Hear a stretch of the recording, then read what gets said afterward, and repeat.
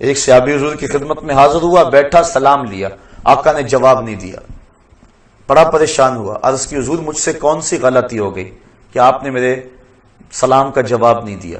حضور کا ناراض ہو جانا صحابہ پر قیامت سے کم نہیں تھا۔ سورہ توبہ اٹھاؤ، حضرت کعب بن مالک سے ناراض ہو گئے حضور، غزوہ تبوک میں یہ 3 سال پیچھے رہ گئے تھے۔ سورہ توبہ میں تفصیلی واقعہ موجود ہے۔ اللہ ارشاد فرماتا ہے زمین وسیع ہونے کے باوجود ان پر تنگ کر دی گئی۔ کہتے میں حضور سے سلام لیا، حضور جواب نہ دیا، میں صحابہ کی طرف آیا، انہوں نے منہ پھیر لیے، بڑا پریشان ہوا، گھر آ گیا کہ بیوی سے جا کے کہانی سناؤں گا، لیکن بیوی دوسری سمت منہ کر لیا، میں نے بولا، اس نے بات نہ کی۔ میں نے کہا تجھے کیا ہوا؟ کہا سنا ہے اللہ کے رسول تجھ سے نہیں بولتے۔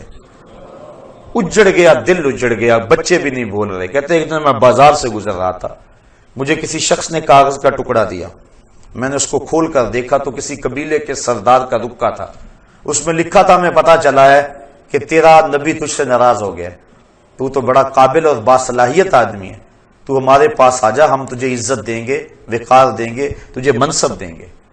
کہتے ہیں کہ مجھے غصہ آیا اور میں نے کاغذ پر ٹکڑے ٹکڑے کر دیے اور رونا شروع کر دیا، میں اتنا برا ہو گیا ہوں کہ دشمن بھی مجھے اپنا سمجھنے لگے۔ اور پھر سورہ توبہ کی وہ آیتیں نازل ہوئی، بخشش اور مغفرت کا اعلان ان کے لیے آیا۔ تو حضور کا ناراض ہو جانا صحابہ کے لیے قیامت تھا۔ حضور نے سلام نہ دیا، وہ پریشان ہو گیا، عرض کی حضور کون سی میرے سے خطا سرزد ہو گئی؟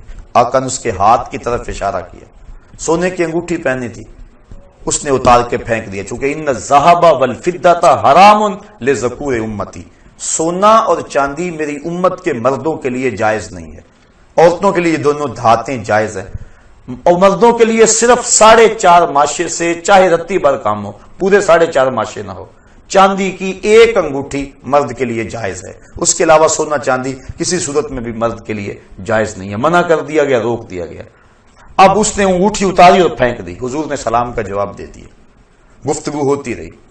جب لوگ اٹھ کے جانے لگے، یہ بھی اٹھ کے چل دیا، کسی نے کہا جناب انگوٹھی تو اٹھا لو، قیمتی ہے، سونے کی ہے، تم نہ پہننا، بیوی کو دے دینا، اس کے لیے تو جائز ہے۔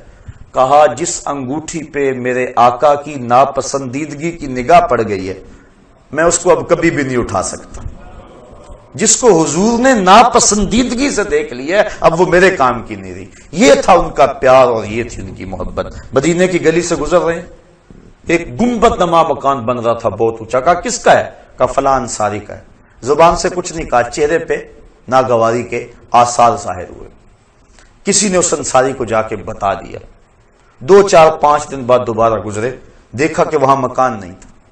کہا میاں کل پرسوں یہاں ایک مکان ہوا کرتا تھا۔ کہا حضور وہ تو گرا دیا گیا۔ بلایا انصاری کو، میاں مکان کیوں گرا دیا؟ کہا سنا تھا آپ کو پسند نہیں، بس میں اس کے اندر بود و باش اور رہائش کیسے کر سکتا تھا جو آپ کو پسند نہیں ہے۔